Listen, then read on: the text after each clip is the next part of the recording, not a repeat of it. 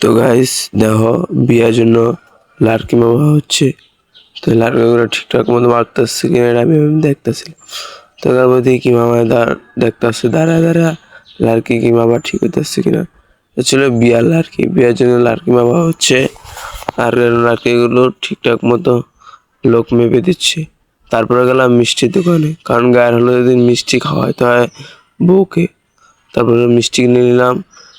তারপরে অটো থেকে উঠে বললাম লাড়কিগুলা নেই।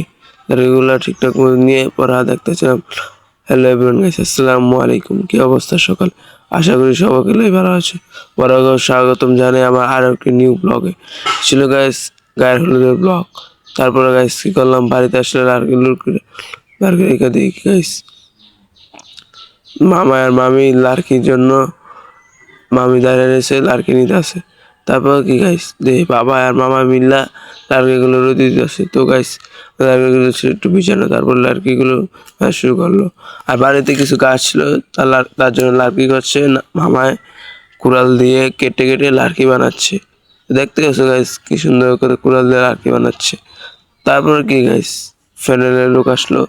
ফ্যানেলের লোক এসে ফ্যানেলের জন্য সব কিছু রেডি করতে আছে, বাস টেবিল সবই আনতেছে আস্তে আস্তে। টেবিলের জন্য চেঙ্গা চুঙ্গা যত কিছু আছে ঠুঙ্গা।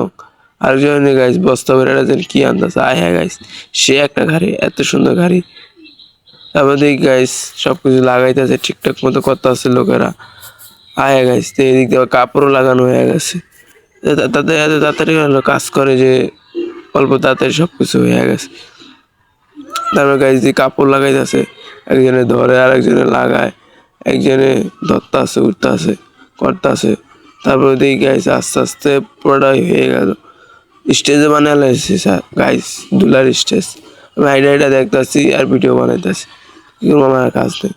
আর গাইস এগুলো দিয়ে কি আবার প্লেট আর ওদিকে দিয়ে হলুদ মরিচ কি জানি বাড়তেছে বোর গায়ে লাগানোর জন্য। এদিকে দিয়ে স্টেজ সাজাইতেছে, কারণ বড়া পরে এই বোরে নিয়ে আসবে কলো করে। তারপর গাইস দিয়ে দুলা বউ রেডি হয়ে গেছে, স্টেজে নিয়ে এসে আর দিয়ে আমার ছোট নারী হ্যাঁ তার গায়ে হলুদ মাখতেছে, কারণ স্বাভাবিক তো হলুদ মাখবই গায়ে হলুদ দিন। আরেক পাশের বাড়ি আন্টি আসে হলুদ মেখে দিয়ে গেল। কতরে হলুদ লাগাইয়া কন্যারে সাজাবো ধরো সাজে মিলিয়া, কতরে হলুদ লাগাইয়া কন্যারে সাজাবো ধরো সাজে মিলিয়া।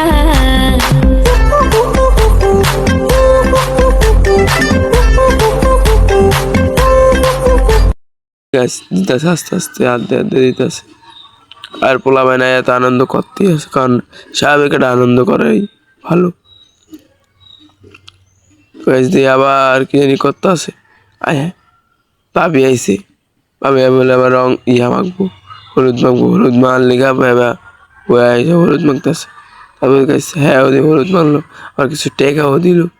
আসলে কি গাইস কারোর দিন কি কেউ টেকা দেয় নাকি সত্যি?